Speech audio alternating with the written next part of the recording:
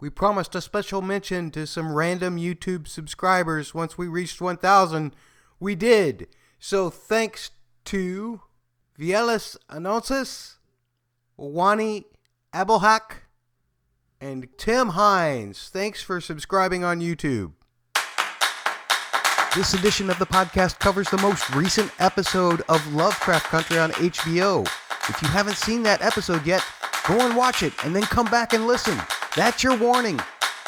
It's catfish. I couldn't be shaking my head any more vociferously at this point. It's double M. I don't even know what that word means. Two wonderful panelists. Matt, you need to start really reviewing. I promise you.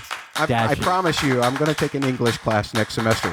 Double P podcast. Double P. What I like to call. Double P. What I like to call. Double P podcast. Welcome to Shoggoth Surprise. Yes, your 90th favorite podcast covering Lovecraft Country in the U.S. That is out of 40 shows, so we're up there. We will be discussing the Season 1 finale of Lovecraft Country called Full Circle, written by Misha Green and Ihuma Orfordir. I'm sure I messed that up. Directed by Nielsen McCormick. I'm pretty sure I got that right. And joining me as always is someone who now has discovered he no longer has any magic. Double M. Man, it all went out the window, didn't it? My podcast magic is over. Although people who have been listening to this podcast this whole season might have said that about episode 2. Well, Matt, you're a whitey and your magic is gone. So put that in your pipe and smoke it. It certainly is gone. I am Catfish. We have been covering this entire first season. Seems like they might do a second season. We'll talk about that in a little bit. And we are part of the Double P Podcast Network. We cover a variety of shows. And Matt, we're going to be covering a bunch of shows coming up. So even though Lovecraft Country is done, at least for now, the shows we've got coming up, a discussion of The Mandalorian. We'll be covering Season 2. That's myself, Catfish, and Bubba. That podcast is called Pawsec Passion. Yeah.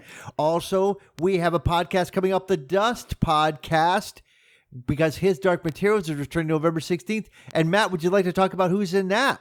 That is me and Holly covering His Dark Materials. She's a serious book reader. I'm a casual book reader. But we talk just about the television show, except at the end we do a double B sometimes. Double B? Book bitching. Oh, some book bitching. Well, and we're going to have Back from the Dead for the third time, the Joffrey of podcasts. We're going to do a special Joffrey of podcasts talking about James Hibbard's Fire Cannot Kill the Dragon. Lots of juicy and interesting stories in that. And that will be a triple play.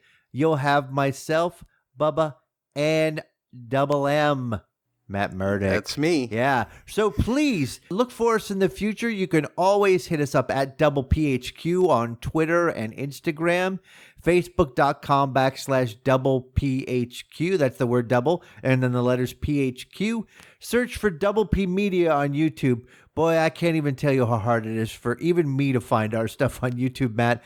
I want to thank our heroes who are finding us, or maybe they're just smarter than me. Well, there's another way. There's a cheat. Tell me the cheat. You can just search for Bubba as well. You can go youtube.com/user/fit and trim. That's FITTENTRIM. Did I do that right? That's too much work. You could always search for Shoggoth Surprise or Pawsec Passion or Dust Podcast. Anyway, that's how we'll want to find you. We've been begging for ratings all season long, and we've been begging for reviews and ratings and tweets and comments on our Facebook page. And tonight, Matt, tonight is the night that all of our double L's, loyal listeners have been waiting for. And that is sometime during the podcast. It's not going to be right now, and it's not going to be all the way at the end. Sometime in this podcast, we're going to be drawing a name out of a hat. And if you're on YouTube, you'll be able to see, there'll be a video for that.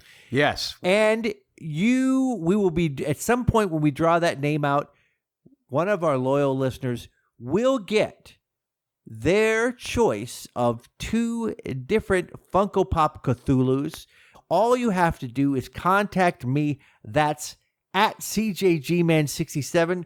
Direct message me with your address and which one you want, and I will have it sent directly to your door. Or if you don't trust me, I'll have it sent to a local Amazon drop-off box. If you don't want me to know exactly where you are, but I'll say all that later on when we do it. But again, it's not at the very end, and we're not going to say who won on Twitter. So you got to listen and find us. Anyway, all that aside, let's first talk about our ratings for Full Circle. Double M, what is your rating for the finale of season 1? I hate to say it because, I find it hard to give any show less than a 7. You're a very generous grader. But I'm only going to give this 8, what I call double C's out of 10. Double C's? Yeah, colorful comics, like the one that Hippolyta gave to D. I thought there was too much God in the Machine in this one. I thought there was too much Deus Ex Machina. It felt like there were so many other things from prior episodes that they did want to tie up, and I applaud them for doing so with the whole thing about the spells. I mean, Kumiho, it turns out that I still don't think we needed an entire episode of her, but she ended up being important in a way that, to confess to you, Matt, I don't entirely understand what she was doing. Go ahead. Well, I'm not sure that I will be able to help you with that, but at any rate, I feel like that, maybe some of this stuff could have been sprinkled in a little better throughout the earlier episodes, so we didn't have to feel like everything was a Shakespearean stage play at the end. Well, I am afraid of, as we all are, of the wrath of our good friend Patman23. But one thing you have to say about him, he calls him as he sees him. He plays no favorites. He's not afraid of excoriating either one of us. That's for sure. But I am going to give this episode what I like to call 7 double R's. With double R's? Yeah, wronged rubies. Ooh. I see what you did there, but it took me a second. Completely cheated again. Not only did they wrap up did they furiously try to bring in a bunch of things from other episodes, they also had some things that they held up as surprises. I guess for the longest time, I wondered if they were going to pay off the surprise that Dee saw in the room, which I'm assuming was her Terminator arm. Mm-hmm. They ended up paying that off. The one thing and hopefully you'll be able to explain it. If not, Patman will be able to yell at me about it. Was I don't know what the one thing that Leti told Ruby that made Ruby change her mind. Right there at the thing, she said, "There's one more thing I have to tell you," and then they cut away. So I felt like there was a lot of that. I felt like that was that kind of stuff was unnecessary, especially because I wasn't watching close enough, or I'm not smart enough to figure out what the heck that was. I just felt like there was so much busyness in this that there was a lot I didn't understand, and none of it, it just didn't hit for me emotionally. And I think this is a problem when you've got so much going on and some of the stuff is confusing, like you don't allow people to tap into their emotions. Mm-hmm. This was maybe the least emotionally invested I was in the characters the entire season. And correct me if I'm wrong, Matt, that's not what you want. Exactly not what you want. I will say that.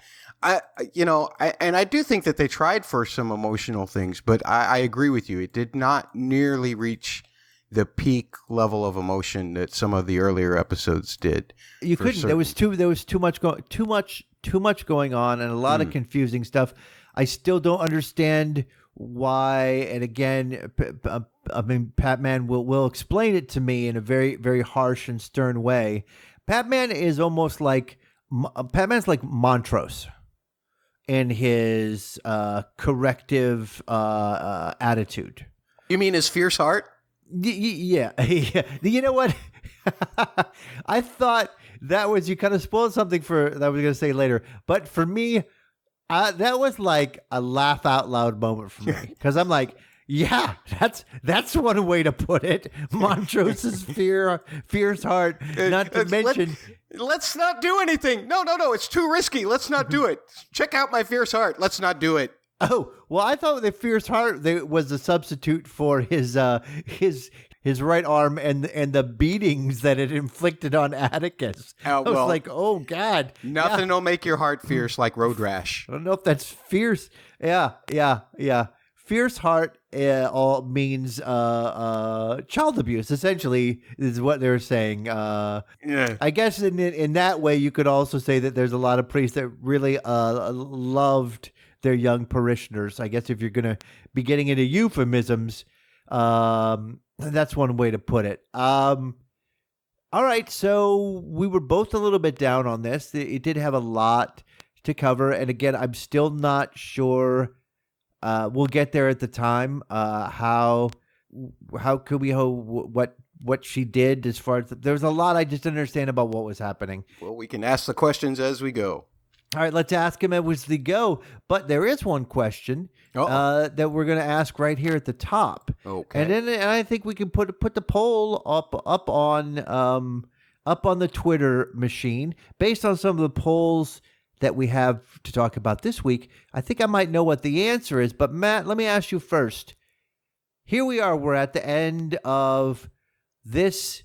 It says season, but if there is another season of it, we presume it's going to be kind of a completely different storyline, not with these characters, I would assume, unless you don't usually see that when something is adapted from a book and they do the entire book, that they just kind of continue on, unless there are second and third books like, they did with Dexter and stuff like that. Right. With The Terror, they actually did it from a book the first season, then they did a completely different storyline. So let's consider that this is a completely told story. Okay. Knowing how this ended, here we are at the end. What do you feel about the show? And it really put the rubber to the road. If you knew how it all played out, would you go back and tell yourself 11 weeks ago, Matt, you should watch the show, and also you should make your friend Catfish watch it and do a podcast about it? Interesting. Well, if I went to the Mayfield Observatory and found that machine and could go back in any world, I would tell myself to watch the show again. Don't know if the ending was all of that fantastic for me, but it didn't ruin the rest of the series. Too many parts that make up a greater whole for me, and so I would definitely watch this show again. Just too much great information, portrayals of how horrifying the real monster in this story of racism, truly is. So I would definitely go back. How about you, Catfish? Well, I think I would tell myself to watch it, but I'm not sure I would tell myself to podcast it, simply because, I think there's a lot of stuff going on that me as a middle-aged white dude, there was a lot of stuff that I really couldn't bring a lot to the table about this. And I think that our viewership reflected the fact that I didn't bring a lot of interesting information to the table about this. So, yeah, I mean, as far as like this kind of story, I still feel like combining genre elements with a story about people of color and being oppressed, I still feel like Watchmen did it much better. So once again, there we go. We decided not to podcast about the Watchmen, and we took this one. So yes, I would watch it, but maybe I would say, Matt, let's just pass on that. We'll let TV podcast industries have all the glory. An excellent job this season covering that show. I was going to say, like, us not doing it would not have given them any more people. They're getting all the people. I will say one thing that just before we started the podcast, that a friend of mine sent me a link on Twitter to a Cut for Time skit from SNL last night, was about Issa Rae explaining to her friends about Lovecraft Country. And I saw that. And I thought that was, I don't know why it was cut for time, because it was funnier than 90% of what was on the show last night, sadly. But anyway, we're moving on to the next. So my point is, if you haven't seen that and you've watched this, you haven't seen that Cut for Time skit and you watch the show, I think you'll enjoy it. It's like 4.5 minutes long. So here we are. Now we're going to talk just a little bit about the ratings. We're talking about next season. That as of today, it's not been canceled or renewed for a second season. And let's qualify this. We're talking just shortly after the episode aired. So I have not seen anything from HBO PR or anything like that of this evening. But a check at tvseriesfinale.com this morning said that as of this morning, there had been no official order of a cancellation or a renewal for second season. But if you have a one season deal, which I'm not saying that Misha Green does, I'm not sure exactly, but they wouldn't necessarily have to make that kind of an announcement. It just, are we going to pick it up again or not? Right. I would assume that if it sort of had captured the zeitgeist the way Watchmen did, that there would have been discussions earlier on. Everything is complicated by the coronavirus. You know, a bunch of shows, not just on Netflix, but network shows have been picked up and then unpicked up. You know, there was a show, I can't remember which one it was picked up for 2 years and then was dropped again. So this is all very complicated by the coronavirus. Networks are shooting shows. Yes. I've had auditions for a bunch of shows and I've had my continuous bad luck. But shows are shooting. It's difficult. It's more costly. You know, it does take time for these things to turn around. So I would say if we haven't heard anything in a couple of weeks, it's not going to happen. The other thing is, let's say they pick these people's contracts up. I don't know whether they give them a 1-year contract. Usually when someone signs for a show, you get a 5 or 7 year deal. But at a certain point, you have to, commit or not. There's usually a date in which you have to commit to doing the second season and pay it, because you can't hold people up forever from not getting other jobs. Sounds like a lottery deadline to me. Speaking of which, should we do our draw yet? No, not yet. Not yet. I don't want to tease people yet. Okay. All right, let's go into the recap now. Okay. All right, so we started off, everyone rushes D back to Hippolyta's. Atticus says the words to make the book open. It does. He goes to a page with a symbol like Tick's birthmark. He and Leti drop unconscious. They're both having a vision. We know that because it's sepia toned. His great-great-great-great-great-great-great-grandmother, or just great-great-grandmother, says the answer is in your blood. Letty's back with great-grandma, no longer burned. It says Hannah and their great-great-great-great-grandmother used the spell to close the book forever because she believed the devil was punishing her for using it. But then she realized it could be used for good and passes the fire of her rage and control of it to Atticus. When he tells her he needs the book to save Dee from a curse, she says he will save them all. So there's something that could have got mentioned later on. It has to do with kind of Kumiho but the whole thing, but the whole idea of like, are we monsters or are we heroes? And we talked a little bit earlier in the season about like, does this power sort of corrupt you? It's hard to tell because in the end they really didn't have the power. They thought they had it, but they got suckered. What do you, and Leti says you have to be strong. Leti, the great grandma, says you have to be strong to not rebind the book. Then Tick sees his mother.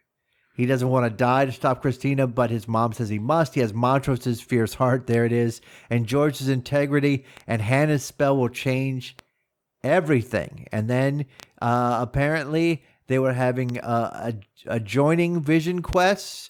So Tick and Dora join up with Leti and the great-grandma.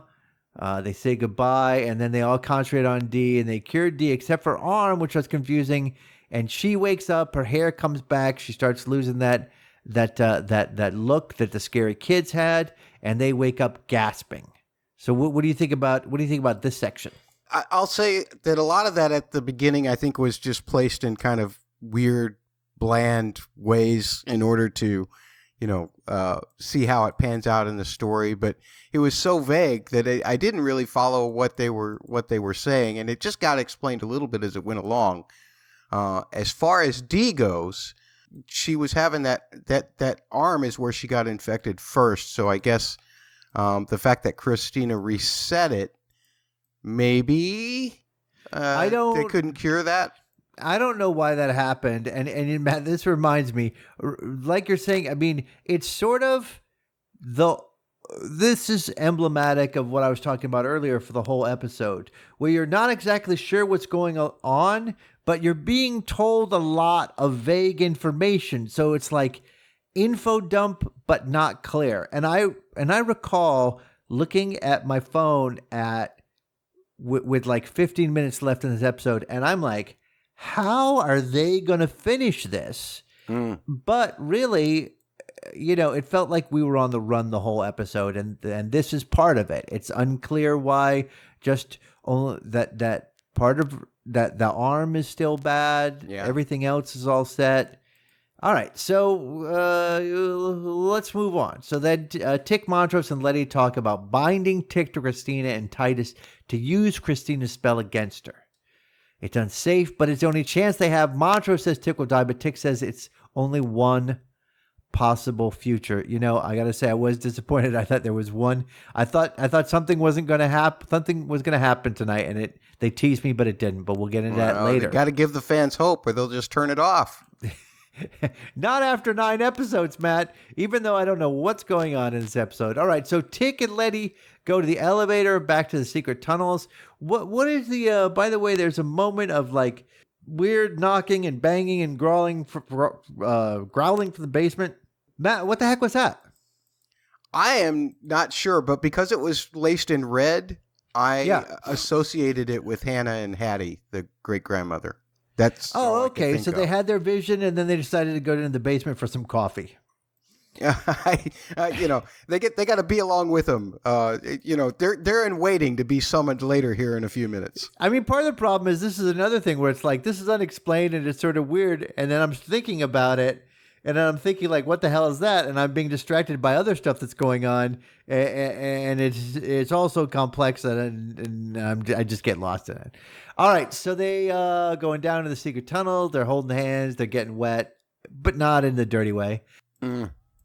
So they got a whole deal. Apparently, I mean, whoever is selling salt around this time is doing just making a mint off of these people. Busters. I don't know how this. I didn't see their big buckets of salt while they were in the elevator. I don't know how they kept it dry, but there we go. You're taking my Matt's tomatoes away from me. I wanted to see a shot of them going to the store and the store clerk looking at them like, when they've got their baskets full of salt, 2-3 buckets full. We didn't even have time for them to gather it together. They just went down to the basement and some salt was transported there apparently. Yeah. All right, so they put in some protection symbols. They spell the spell twice and then backwards. Ends up summoning our old buddy Titus Braithwaite and Hannah. All right, so they're trying to kill Titus, but he resists. He disappears, and in an amazing coincidence, but in the end, seems to matter absolutely in no way, shape, or form. Patman, tell me why I'm wrong.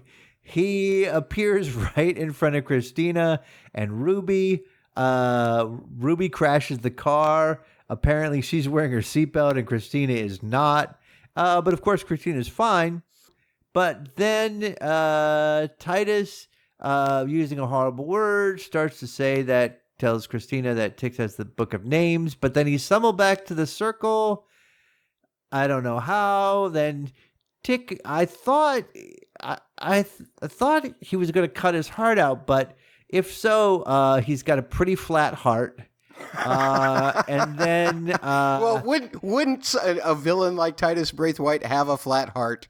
I mean, your heart's got to grow 3 sizes if you're the Grinch, right? I guess. I don't know how he would get blood going through there, but anyway.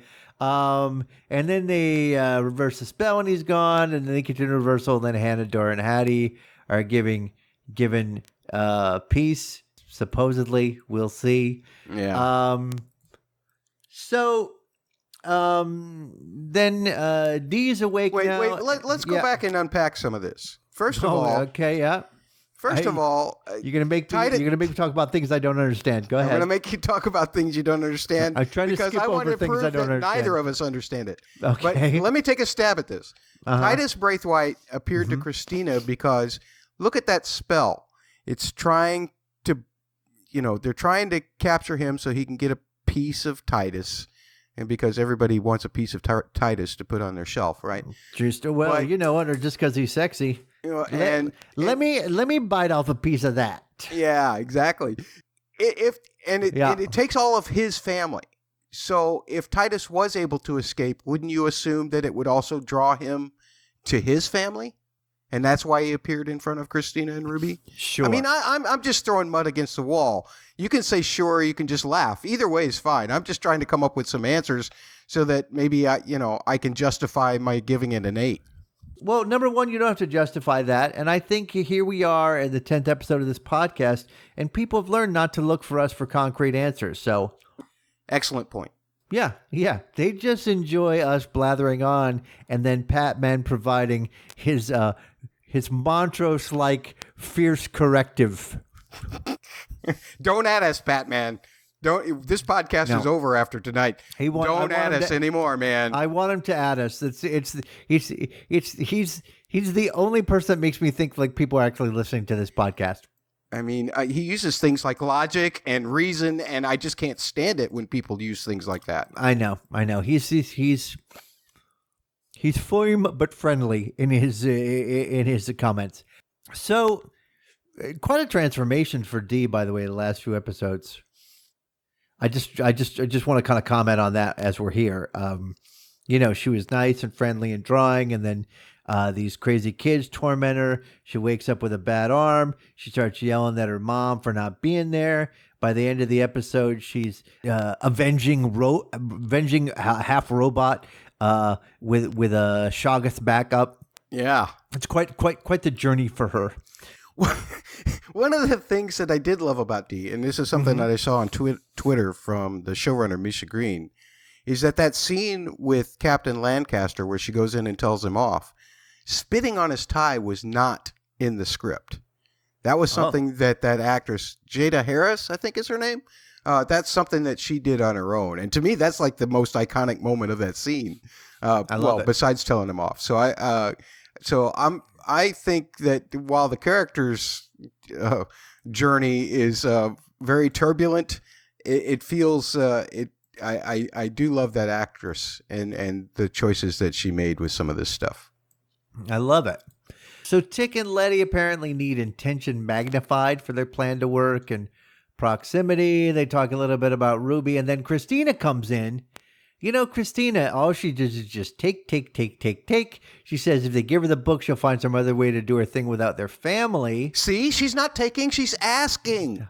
Atticus refuses.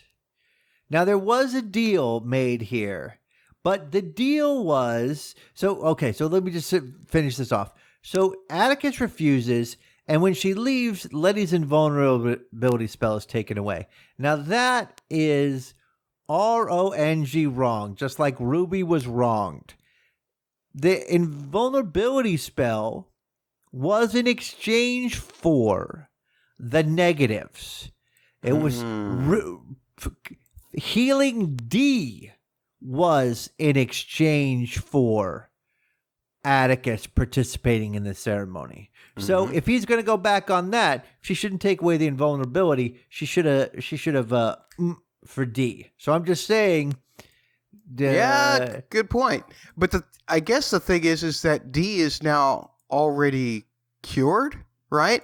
So she can't take it back. She can't undo the reset if it's already been exonerated, except in that arm. Now she could re-incant the spell, I suppose, and start it again. But I think she'd have to have D in the presence, and I don't think D was in the room at the time. So well, she then just how does she know? How does she know D's okay?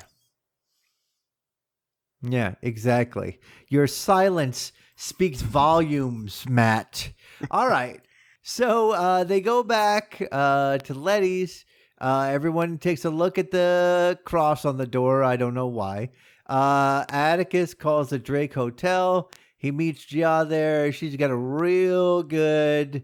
For any of you ladies out there who are being hit on by men, this is a good line. Perfect that line. The Gia perfect has. line. It's like, okay, you have sex with me, but you'll die. Is that the deal you want? Looking at her and looking at that guy, I'm surprised he didn't go, that's worth a shot. So I don't know why she's still there, but maybe I got nowhere else to go. Drill officer. It's a very hip reference to Officer and a Gentleman. I got nowhere else to go. So Atticus apologizes. He explains to her about grieving, which I thought that's some serious mansplaining right there.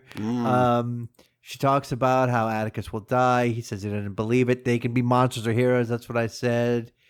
He calls Gia family. I don't know. Aww. Yeah, it was sweet. Yeah, it's strange. Especially going to be strange later on. We don't see how he like enlists her in his plan, or how Leti will be happy to have this woman join them that she thinks that Atticus is still in love with. But once again, we're not even going to talk about that. And when I say we, I mean the show. So Ruby and Leti are at their mother's grave. Yeah. Once again, Leti splains. You know, yeah, she's always explaining to Ruby about what family is. And Ruby's like, I don't know if you get to make all the rules. But I think it was almost as if the showrunners were listening to you, Matt. They may have reshot that scene. Why? At their mother's grave. Well, because last week you said, where the heck did Leti learn how to jumpstart a car? And they said, you know what? We need to refilm that scene so we can put in an explanation so that Matt isn't upset with us. And so Leti says, I couldn't come to Mom's funeral because I was in jail. And that is where she learned how to hotwire a car. Absolutely. I think that you've put the dots together there correctly. It wasn't me, Matt. They were listening to the 90th ranked podcast on Lovecraft Country, and they said, quick reshoot. I mean, Misha Green always favorites my tweets whenever I mention her. Of course, she favorites everybody's tweets who mention to the her. Batmobile. So but hey, what did you think? I mean, I know we're going to go through the double S a little more. Double S. The sister standoff. Mm-hmm. But what did you think about this scene? Because, and I just want to skip ahead to the end here, where Leti says there's something else that Ruby needs to know. And this is the big question that you had about earlier. Yeah. What does she I need admitted to know? I have no idea what this part is. Okay, so the deal that I thought what was going on was she was going to say something else you need to know, and Ruby was going to act all secret and everything with Christina and try to do something, but we wouldn't know that Ruby was a good person until the end of the episode. That was the first thing that came to mind when it cut off there. I was like, okay, dun, dun, dun, we're leaving something hanging here so that it becomes a big reveal later. Turned out to be something completely different, which we'll talk about. But can't you imagine? It seems that Tick's not the only one who knows that he has to die for all of this to work at the end. It seems that Leti also knows, and that's why there's so many times when they look at each other so sadly in the first fourth of this episode. So right. maybe that's what like, Leti says to Ruby, which will convince Ruby that if this guy's going to die, then you're not like Mama, and I'll help you. I mean, number one, let me say this. I think the second Atticus saw the Lovecraft Country book, and I don't know if it was because of the notes on the author in the back or whatever, he knew that he was marked to die. Once again, Patman will correct me and say that happened much earlier. I felt like you said a lot of stuff there, and I don't even know how to respond to it except for to say I never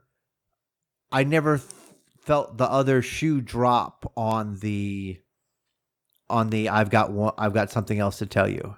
Okay. Is it something we should have known then? Like, I'm pregnant, but I think she already said she already told her she was pregnant. I think she did. I don't think that's what the. That was when they had the open window in the kitchen conversation. Right. So I don't understand what that is. I do know what that is, but I'm probably wrong. I'll just put it that way. I think I know what that is, but it's probably wrong. Well, what do you think it is? Well, I just explained it like 2 minutes ago, but you were I know, too but busy. I don't. No. It wasn't that. It was you were as vague as the show. What I was saying. Explain it again. I believe that I said specifically that Ruby told Leti told Ruby that Tick would die, and that would be enough of a thing to switch Ruby's sides. That no matter what, Tick would have to die. You mean if they went ahead, if Ruby was going to help, it didn't matter what they were going to do. Tick was still going to die. If Ruby wasn't going to help, if Ruby was or wasn't going to help, it wouldn't matter. Tick was still going to die. So how? Yeah. How would that help Ruby? I don't understand how that's motivating in any way, shape, or form to make Ruby change her mind. If Ruby helping or not is not going to change the end result of Atticus living or dying, why would that do anything?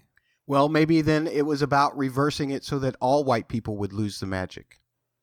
Okay, the fact that we're talking about this and making speculations from like non-helpful to like wild, it just proves that was, at least for both of us, it just didn't help us at all. Didn't help us at all. Not one bit. Like I said, I think I'm right, but I know I'm wrong.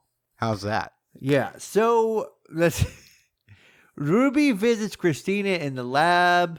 William's comatose. It would make sense that they're comatose, which I thought was interesting later on, when I didn't know whether, and again, we're jumping ahead, but what the heck, because this is interesting now that we're here, is later on when the White Ruby, what would we call her?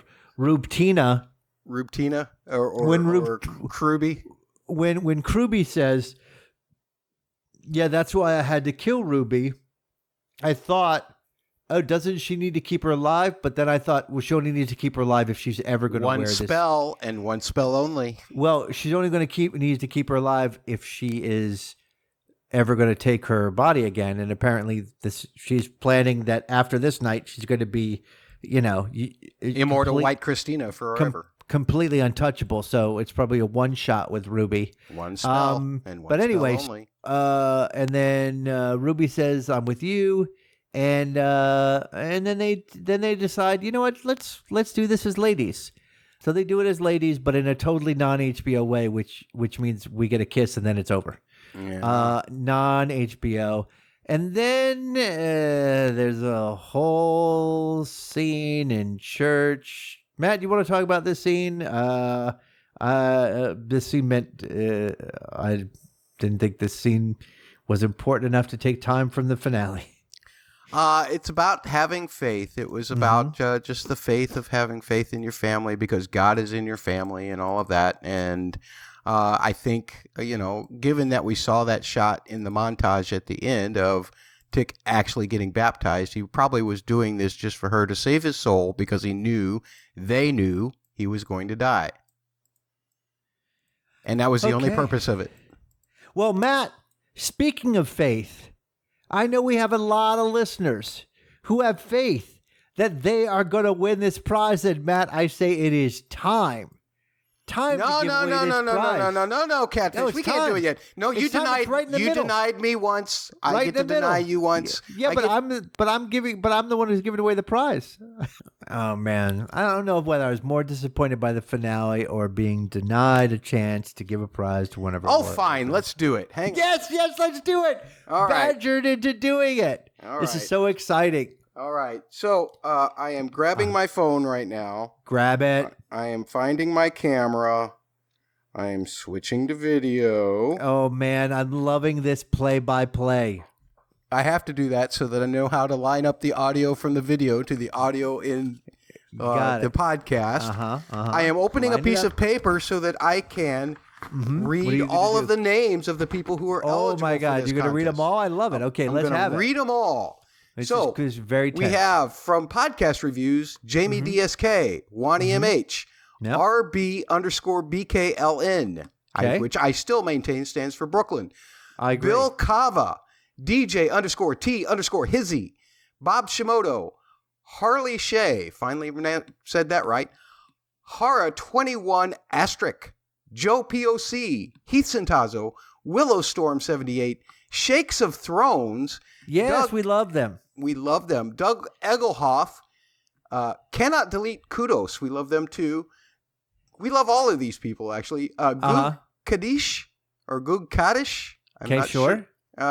Joe Bear at Cinnabith, BB in GA, PMAC06, Yup OK, Miss Biddle, Dooley's Left Legs, and Nick NT. Thank you guys so much for your reviews of the Double P Podcast Network throughout the years. My God, this is so great. And we've got some from YouTube.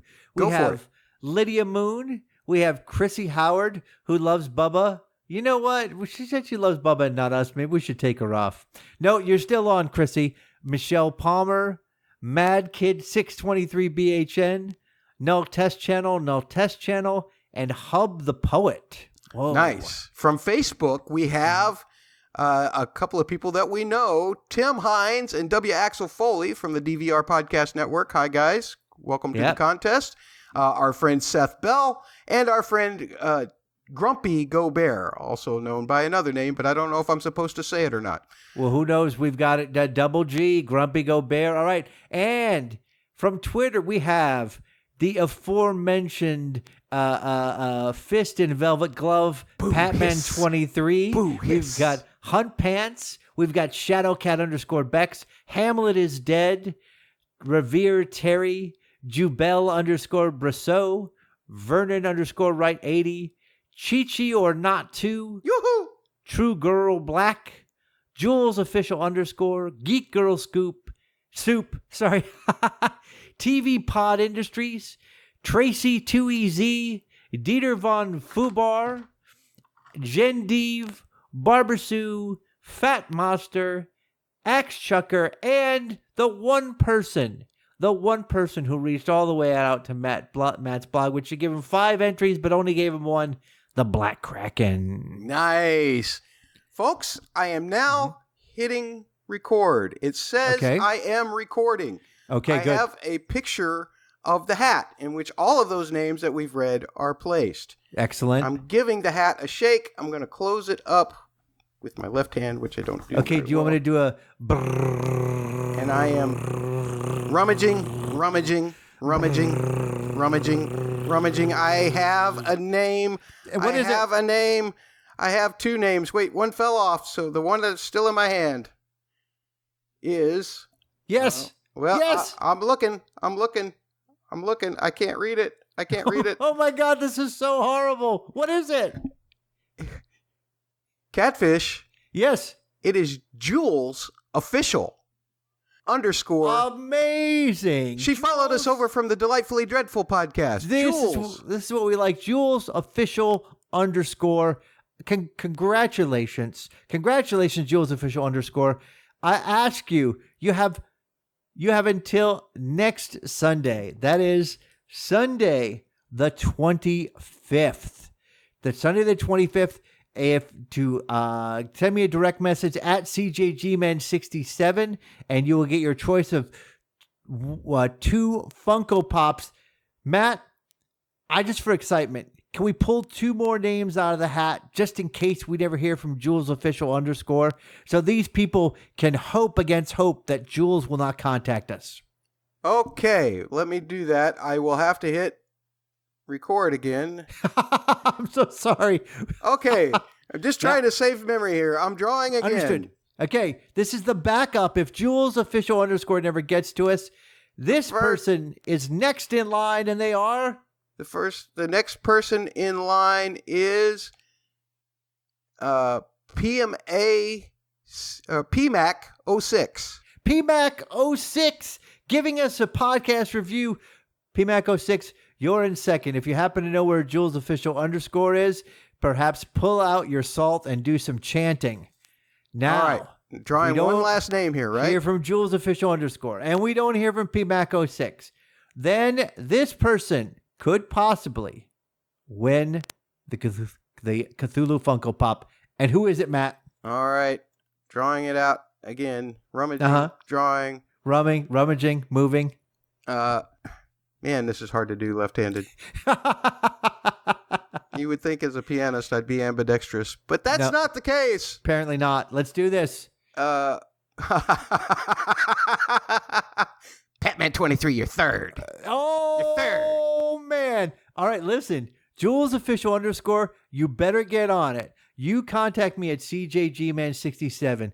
And PMAC06, I also am giving you a deadline of next Sunday, the 25th, to also send me a direct message with your information. And Patman23, I dare you to hope against hope and send me a direct message by October 25th. Yes. If you got until next Sunday, send it in. We want to give this away. Now, Catfish, you do understand that if they're going to send you a direct message, you have to be following them. I can't. How can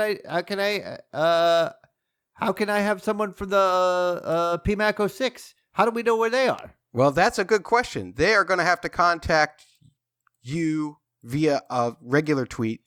All right. Here's all I'm going to say is, this is what you don't need to send me a direct message. All you need to do is say, I won, whether we called your name first, second, or third, say, I won, and then put hashtag Shoggoth Surprise. And that's an official acknowledgement that you are ready to receive your prize. Just tweet, I won, hashtag Shoggoth Surprise. And be the envy of your friends and enemies. And then Catfish can put it together how he follows you. And then you can send him your information to him after that. It's all going to work out. Matt, do you have what you going to wager on this? I think you should wager. What are we wagering? And on what? Are you going to think that you think Jules Official is going to make it by next Sunday? You think that she won't and PMAC06 is going to make it? Or do you think that Patman23 is going to come in and scoop everybody? Patman is a winner. He always wins. It seems like he never stops winning. So there's a chance, but I've got faith in Jules Official _. I do. All right, don't cheat now, Matt. Don't cheat and let her know. All right, they have to be listening to this podcast. That's right. It's only a prize for people who manage to listen to the middle of the podcast. Right in the middle of our recap. Yeah, which we do exceedingly well. Yes. So let's get back to the recap now, Matt. I'm flush with excitement over possibly giving a prize. Okay. Well, we've been to church, so let's move on. Let's do it. Okay, so they put out a new travel magazine. They get ready to go to Artem. Ruby shows up with a vial of presumably that Leti needed. I guess when we get to that point, we're going to explain what it is. I think I know the way that what their plan was, but I'm not entirely sure.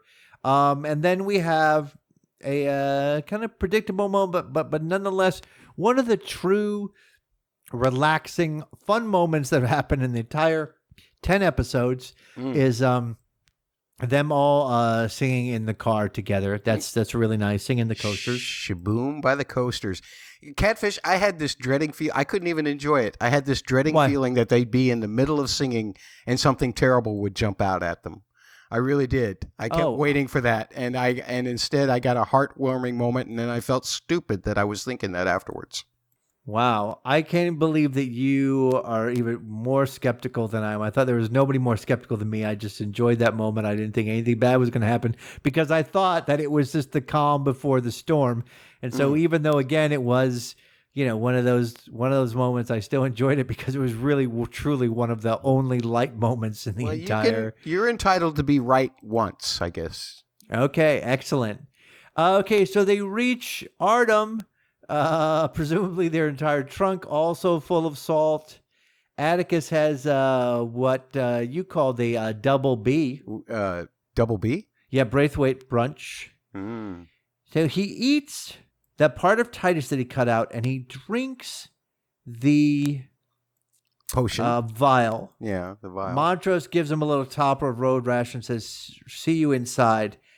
Okay, so I thought this was coming much later, but here we are at this point.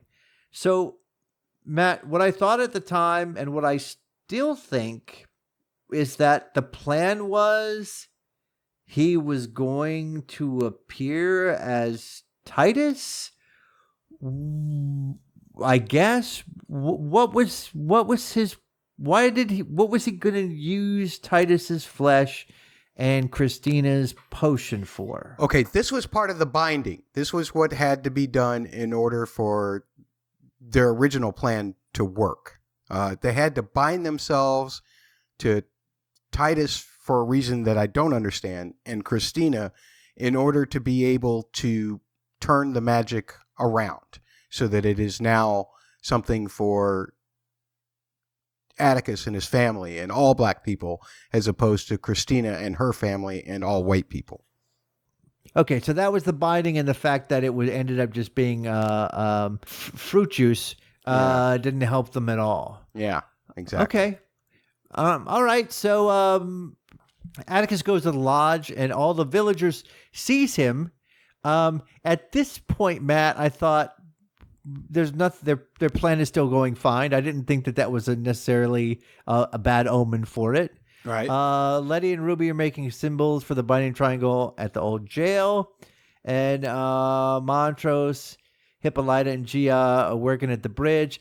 Teamwork makes the dream work. Now at the tower, we find out that Ruby is actually Christina.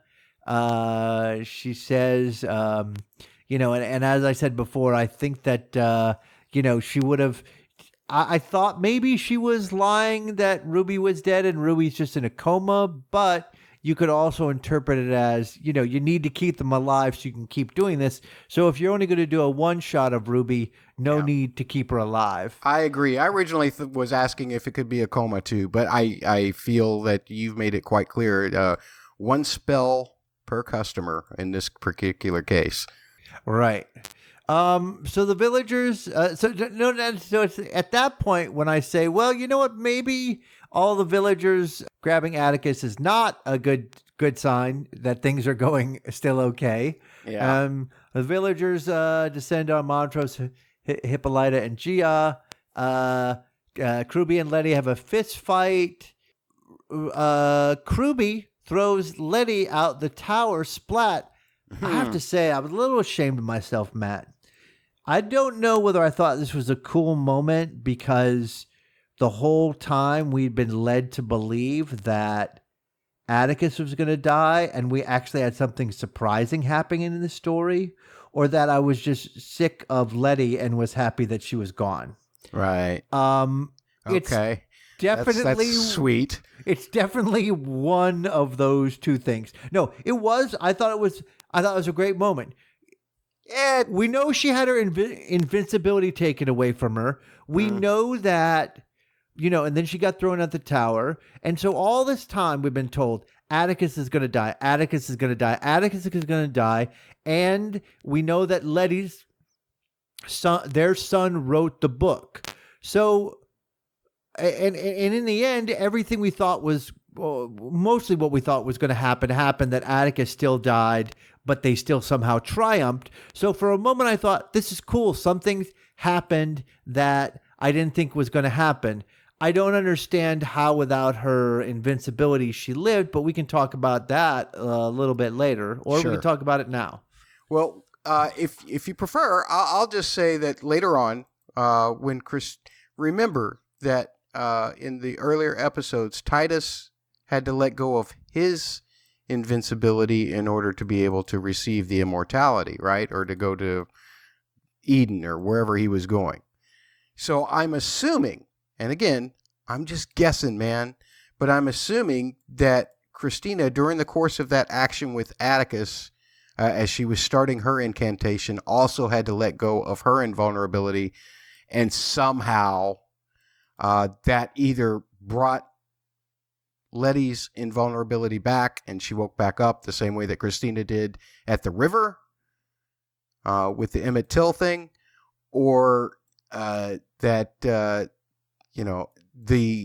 whole invulnerability being removed would not work because Christina had to let go of all of her spells, and even though it's post-mortem, Leti would still be able to come back.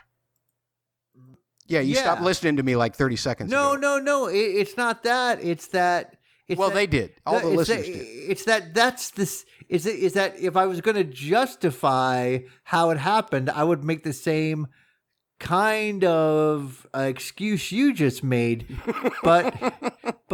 If listeners listen carefully, there was a point where you said somehow, and boy, Matt, that somehow is doing a lot of work. That somehow is doing a lot of work. That somehow is working like 120 hours a week. I mean, I never rate an episode lower than a 7, so the fact that I only gave it an 8 doesn't make it that exponentially better than a 7. Yeah, so here's another moment where something happens that we don't understand, and that doesn't help us, because it also makes the stakes super weird and also removes something that I said was very cool. It feels like the end of this show has been set up forever, and honestly, when it was all over, no matter how it happened, it ended pretty much how I expected it to happen. So to have like a last-minute surprise like this would have been super cool, but it didn't happen, and they didn't make any sense of why it happened. And I dare Patman to come up with something that's going to explain it to me to make me feel stupid instead of feeling kind of cheated by that moment. I just made peace with Patman. I really have. Now you're just inflaming it all again. No, now I'm coming for him. Oh, boy. Now I'm coming for him. Because, look, a lot of time when he explains stuff, I totally think it makes sense. Here, I just don't see... I feel like his explanation is going to be a maybe a little bit more put-together version of your somehow. And I don't like... when we're in the last half of the last episode of wrapping up a story, to have some major thing be explained by somehow. Okay. Yeah. All right. I agree. All right. So moving along, after my rage about that, Dee's alone in the car reading, and what happens to her, Matt? She's going to get a double S.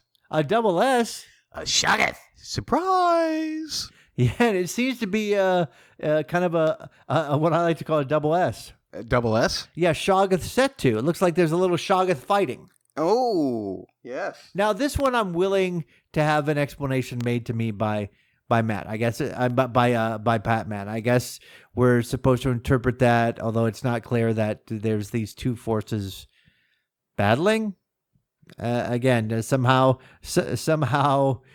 Christina's still got some of the Shoggoths, but now Atticus and them have some of the Shoggoths. Well, that was the sweet Shoggoth that saved them in Chicago from the cops, and I liked that Shoggoth. He was cute. Oh, the sweet Shoggoth. Okay, great. Yeah. All right. So Christina put on her best immortality wedding dress. She looked beautiful in white. Abbey Lee was awesome. Everybody except for Leti and Dee are brought to witness. Christina does a wild set. She slashes the underneath of Tick's forearms, the underarms, I guess, whatever the that section, bleed him out, and she's just like totally ruining her dress with a what I like to call a double B. Oh, a double B. Yeah, bloodbath. I guess, although in this case, more appropriate is it's a blood shower, but that's not a double. So here's where presumably Patman is going to tie it this way, because it's when Tick's force comes out of him, his life force, that Leti wakes up. Somehow her, as you said, her invulnerability spell is not just back, but she's back from the dead. I guess you could tell me that she had it earlier and then just didn't wake up right away, not being used to dying, not like Christina, who's It's used the to first maybe time being for killed, everything. right? You know, the first time resurrection's is a tough slow. one to achieve the first time around. Still not explained to me. Matt, a little bit about how the sausage is made on this podcast. Most of the time you're the one who kind of writing down the. You're writing down what happened, and most of the time you're correcting it as on the fly. No, most of the time you're reading it, and then sometimes I'll read it and like take credit for having written it down when I didn't. I mean, I don't take credit for it, but people think maybe I did it, but I didn't. So I just want to say right here, you say that Leti gets there to stab Christina, but Atticus is dead. Now, that's not exactly true. Leti gets up to run to go save him, and then he's still alive when she gets there, but That's she true. stops and she says, "I love you," and lets him die. So then Leti says the spell. There's a whole bunch of stuff going on, but they say you gotta connect Christina and Atticus together. So Gia uses her foxtails. There's a whole lot of craziness going on, and then when the dust clears, Christina's underneath a column. She's like, "Help me, help me!" And then Leti comes in, and I have to say, this, speaking of the Adam language, this is a little tough. I don't know whether they brought in someone like Game of Thrones brought in someone to do the different languages, and like this is tricky to come off sounding good. Like Dothraki was great. Yeah. I will have to say the language of Adam wasn't so great, and a lot of the times when the actors said it, it was almost laughable instead of scary. And this was an unfortunate time for it to be laughable, because when Leti was saying the language of Adam to Christina, I found it sort of unintentionally amusing. Oh. Yeah, so you did not, and I understand that you're a more respectful dude. And I'm not saying it was the actor's fault. I'm just saying, like, It's the language's fault. it didn't sound great. Listen, the language of Adam was probably the oldest and most ancient language, right? So probably Adam didn't get it right when he was, making up words and stuff. Mm-hmm. So, yeah. I mean, somehow... Yeah, Leti got I through was it. going to say that too. I was going to say somehow it was funny to me at that point and not serious. So then this is the part that I didn't understand either, where Montrose is like, Atticus. And I thought to myself, oh, holy shit, is Atticus still going to be alive? But no, Montrose was just an idiot, because Atticus lost not only a bunch of blood, but also his entire life force got sucked out of him. He'd been passed out the whole time. He just woke up at the end. His fierce heart and all kept him, I thought it because he was drinking again. I think he was. I think the road rash got him. So they carry Atticus' body away, and then we get the voice of Tick's, a voiceover of Tick reading his letter he wrote to his dad. They leave. This is more like a Shoggoth alone situation, because they just like, all right, no worry about D, we're out of here. So Well, she's got the Shoggoth with her. She doesn't need any protection. They don't know that. They're like, oh, we care so much about D. We did all this for D.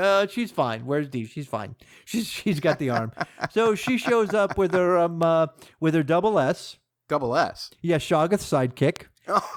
And she pretty much taunts Christina, and then very violently crushes Christina. And so there she is. $6 million D. The Terminatrix. Yes. All right, so there it is. We've recapped it. I've been very very hard on it and asked a lot of questions that I'm going to be very skeptical that they could be answered. Some can be, some not. So, I don't know, Matt. This is the last episode. You want to talk about TV ratings or no? Well, I mean, it doesn't matter for this particular season. I don't think how many people showed up for this finale, but it might matter if for the future of a second season, if that is the road they chose to take. It seems like that the 8th episode, Excitement, did help a little bit of the crowd come back for the 9th episode. And I'm willing to bet, as good as last week's episode was, that when we see ratings for this week's episode, if I couldn't be any more confusing, that we'll see them have turned up again, because it's also a season finale. But for the 9th episode, saw an increase of 7%. From it being dropped off quite a bit, but it still didn't reach past 700,000 in the first live view. These, again, according to TV series finale.com. So don't know how well that bodes for a second season, or even if that's what we want, to be perfectly honest. We already covered that. All right, so do you want to cover some, we've got some, first we've got some feedback from last week, right, Matt? Yeah, just about all of our feedback is from last week and some poll results. All right, and both of us loved last week's episode, and so did our listeners. Null Test Channel on YouTube said, how can Christina get all of Tick's blood but Tick survive? Multiple worlds? Well, didn't happen. The answer is didn't. This is why I like to get all of this off my plate at the beginning of the podcast, so that we don't have to, oh well. All right, well, we'll power through this, though. It's good to talk about an episode that we liked still. Yeah. Dooley's Left Legs on Twitter said, wow, not very often I give a perfect 10 for an episode of TV, but that made it. The emotional roller coaster, the sacrifice, the real-life history, the amazing score soundtrack, by far the best episode up to now. Whoever cast this was genius, by the way. It went from a very good show to a classic. DLL, Dooley's Left Legs, please let us know what you think about after this episode. Tim Hines, who agreed with Dooley, said this episode moved me very much, so many emotions. Patrick Sposnagel, Patman23 says, my late hashtag Shoggoth Surprise three-word review of Rewind 1921, not in Kansas. This was a great podcast. I was pleased with the high ratings by Catfish and Matt, and we will receive his judgment this week. He does say that I was wrong and Matt was right when Tick thought that Montrose was going to warn him about going to Artem, the event that killed George, like he was going to remember that years later. In fairness, he likes to be equal opportunity crusher. That's true. Later in the podcast, I disagree with Matt about something. It would not surprise me that neither George nor Montrose would consciously recollect Tick as their heroic rescuer 30 years later. That's a Matt's tomato that splattered against the wall. And then he said, my assumption was that Christina was keeping Dell alive in a coma and did something to dead William to bring him almost to life to keep his body viable for making the potion. Good call. I don't know if it's important, though, in regards to Dell and William. Logic and reason. And then we had some polls. Matt, you put out these polls. Talk about these polls. All right. Well, as you know, folks, if you listened to me last week, most of my criticisms of that episode, which was very good, were very nitpicky. So I asked this question to our listeners and to our Twitter followers. Did the plane sequence ruin what was otherwise a beautiful and powerful episode of Lovecraft Country? Man, did I get shouted out of the box. 1,600 votes on the 100 Twitter. 75% didn't notice the planes or care. So only 25% said that the effects affected them in any way at all. Another poll. This one we got lots of responses on. Which portrayal of the 1921 Tulsa Massacre impacted you more? This was a question that Catfish brought up. Yeah. And Catfish, you said that Watchmen was more affecting to you or more impactful. And out of 2,200 votes on the 100 Twitter, yeah, that's high for us. 59.1% preferred Lovecraft Country. And these are the responses that we got in person. Tell me. It's amazing how you can do 2,200 votes and only get like 5 responses. But this is what happened. At Hunt Pants, that's our friend Holly, who will also be doing The Dust podcast with me, covering his Dark Materials. Watch for that coming in November. Got it. Watchmen has shock value, putting you in an innocent moment of watching a film in a theater to suddenly being inside the massacre. Lovecraft brought us to the moment willingly, and we had to deal with the anxiety of what will happen to our characters when the massacre begins. Our friends at TV Podcast Industries also tweeted at us. What did they say, Catfish? Said Watchmen was a brilliant, shocking opening to a season, but all the emotion delivered in Lovecraft Country make it objectively, not subjectively, objectively, meaning I'm wrong, the better version I've seen on screen. I think when you're talking about your opinion, I think that's going to be subjective. I don't want to go after TV Podcast Industries on No. the literal interpretation of words. But They've been very nice But- to us, Catfish. All right. We've probably got 5 whole additional listeners. no. Look, I because of love them. I'm just, I was an English major, so I always put my if there's a quotes and a comma, the comma goes inside the end quote, not outside it. I'm very particular about certain things. Okay. And one of them is objective versus subjective. Ed Hamlet is Dead says, Uh-huh. Watchmen was more affecting for me, but it was the first time I'd heard of it. Watchmen was cinematic and scary. Lovecraft Country was more personal and emotionally powerful for me. I like that. And Side-Eye Susan at Barbers, who says Watchmen open with it. Lovecraft Country put characters we've known all season into it. I'll have to think more about this. All right. Yeah. I feel like that, you know what? I feel like because the Watchmen started with it and it hung over the entire season, that as far as the whole season went, it was more powerful. But it was a genuine question, and I was interested in people's subjective feelings about it. By the way, we should mention that at Barbie Sue, that's Susan from the Geek Girl Soup podcast. So thanks for giving us a shout out. Love them. More polls, as if I didn't make enough. Our friend Shadowcat Bex tweeted at me something to the effect of, hey, don't blame me for your poll addiction, because she mentioned the Avengers. So here's another Lovecraft Country poll, because Avengers did bring this to mind. Which side of time travel rules do you prefer? Lovecraft Country's Back to the Future approach, she might disappear if we don't do things exactly, or the Marvel's Endgame approach?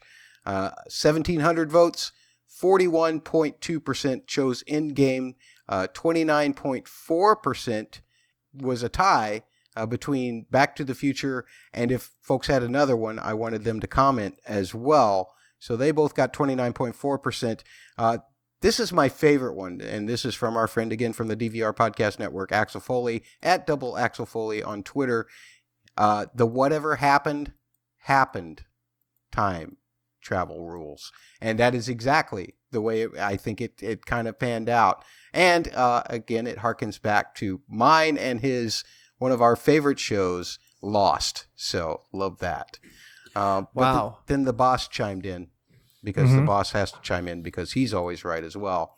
He says that it's Dark's time travel rules that are the best. And he even got an endorsement from at Axe Chucker also, who I love. His Twitter name, not his handle, but his name is Axie Murderer. That's scary. Nice. He says that I Bubba didn't nailed answer. it. Oh, yeah. I didn't answer this one, Matt, but I've got to say, if you like time travel stuff, and I have told people over and over again, this is one of my favorite shows the last few years. It's on Hulu. It's called Future Man, and they do a lot of time travel, and they have like 3 different seasons. And what great is, they hit on a lot of the different kind of deal with the Back to the Future rules. They deal with Terminator. They deal with, a bunch of, they even have one season where they sort of have both in the same world. They have like a future utopia and a future dystopia. So Future Man, very funny. If you like any kind of time travel stuff, there's one episode I always tell people, if you're going to watch, it's like the 8th episode in season 1. And they skewer James Cameron's ego. It's amazing. Okay, Funny. I'm writing that down. Future Episode Man. 8 of I season love Future Man. Yeah, start with that one, and then you can go back and watch the rest. It is so funny.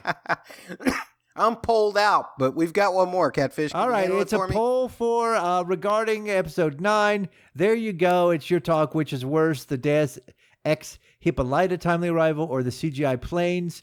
66.7% of the 6 million votes on the million vote Twitter said the Deus Ex H. Because you can't fit Hippolyta in a response. Well, mostly just because people were not down with your CGI bashing. TV podcast industry said Hippolyta had access to all of time and space and had been away for over 200 years of her time. She arrived exactly when she was supposed to in the greater scheme of things. I also did notice CGI issues. Maybe my eyesight is going. And Hamlet is Dead said, I refuse to vote. Option 3, both were equally fine. He rejected the premise of your question, Matt, and I dig that. Shadowcat_Bex is replying to your poll fixation saying, I do think H's arrival was a huge miss. Even if they'd done the Avengers-style post-credit screen last week to show that she was coming back, that would have made a huge difference. Costume Co. at Costume Cinemato says, I sometimes feel like there are some parts of the story that were edited out. Yeah, maybe all the explanation for the things that I didn't know were going on this week. By the way, those two are from the Creative Guild, and I will be appearing with them this week on their YouTube channel. Oh, that's awesome. Yeah. All right, well, have fun with them. They might both be very upset they didn't get picked for the Funko Pop. Yeah. Matt, we've just got a couple more things we have to do, and then, like Atticus, we're out of here. So first of all, as we always do, our 3-word description of the episode. Matt, what is your 3-word description? My has a dramatic pause in it, but that was something. You would expect it to be something more, but it wasn't. That's why I had to end that with a question mark, and I love the season. I'm disappointed in the finale. How about you, Catfish? Why you also had to explain what was there was going to be a dramatic pause. Were you afraid your dramatic pause wasn't going to be dramatic enough? You had to let people know. Well, listen to the way that I say Shoggoth Surprise, Catfish. I mean, listen to the way I say Shoggoth Surprise. All right, mine was Montrose's fierce heart. Just because, like you, I was like, what? His fierce heart? But for a different reason. You were like, he's been against this the whole time. And me, I was like, he beat his child within an inch of his life. And so fierce heart means something. I was thinking more of his... He beat his kid fiercely. Yeah, that's what I mean. When they say Montrose's fierce heart, all I could think was Montrose's fierce right hand. Oh. So that was my 3 words. Matt, we always have a what's worse. Put it up on the poll. We won't be able to talk about it next week. But anyway, put it up on the poll. We'll see if people vote. Sure. Matt, what's your what's worse? The fact that Lovecraft Country might be over forever? Or the fact that they might try to do a new season of Lovecraft Country? Maybe with a different cast, maybe with the same cast, I don't know. Which was worse? Oh, this is a tough one. We talked about it a little bit earlier.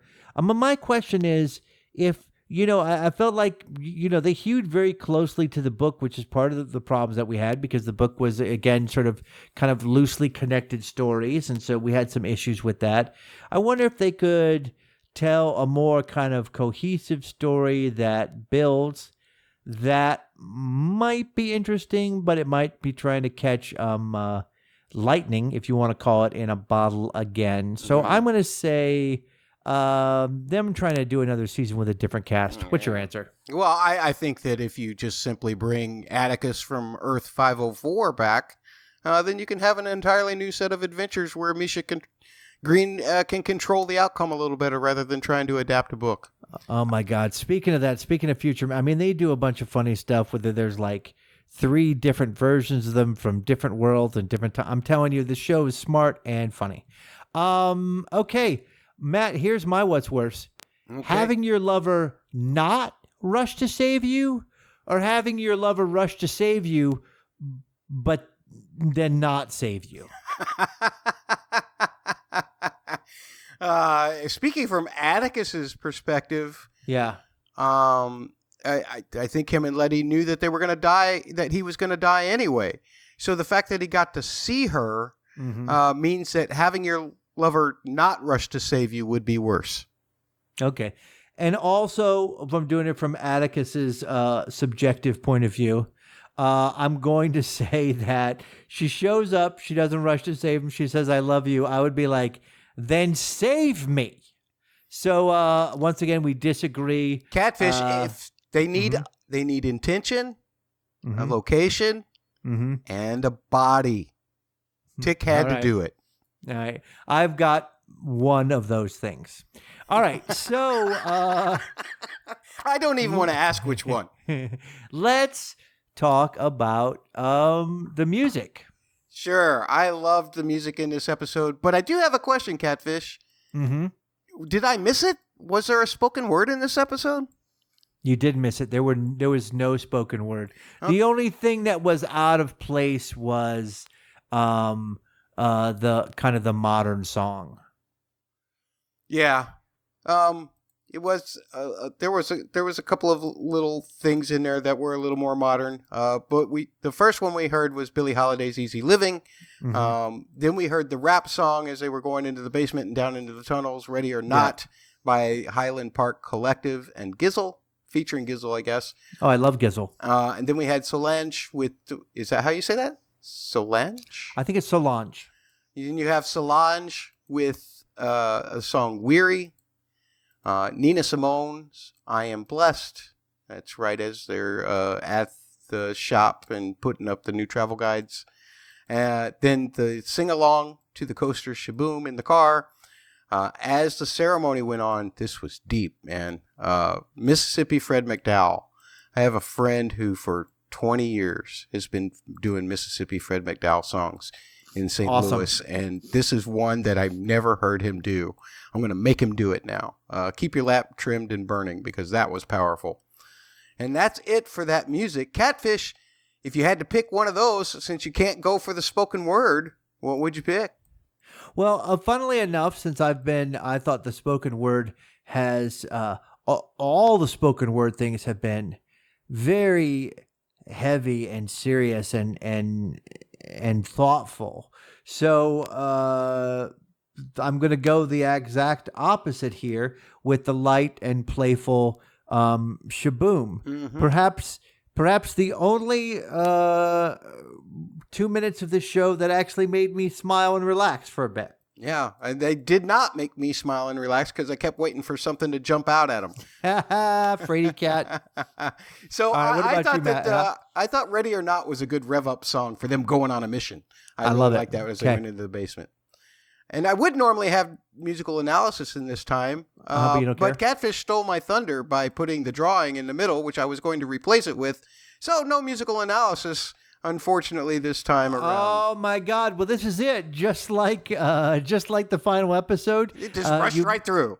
You may have expected more, but all of a sudden we're at the end, and now you can just feel your disappointment. So we have been so happy to have you on our journey. Please still reach out to us and tweet us, even though we won't have a podcast next week, to read out your results. If you're one of the people who we pulled out of a hat, we told you how to contact us to win your prize. Don't forget, we've got more podcasts coming up from the Double P Network soon. Bubba and I will be doing the second season of our podcast, Pasek Passion, which of course is about the Mandalorian.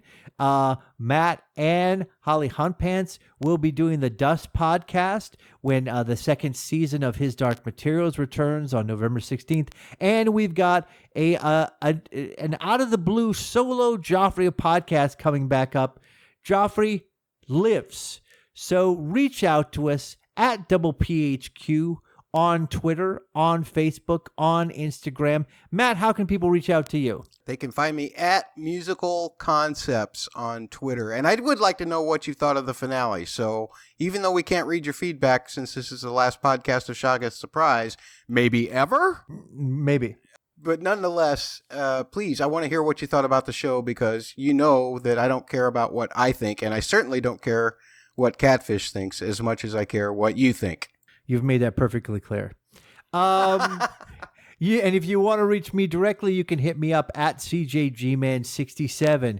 And if there is a season 2, and Matt agrees to go along with the ride where he does all the work and I get all the glory, we will see you for a season 2 of Lovecraft Country on Shoggoth Surprise.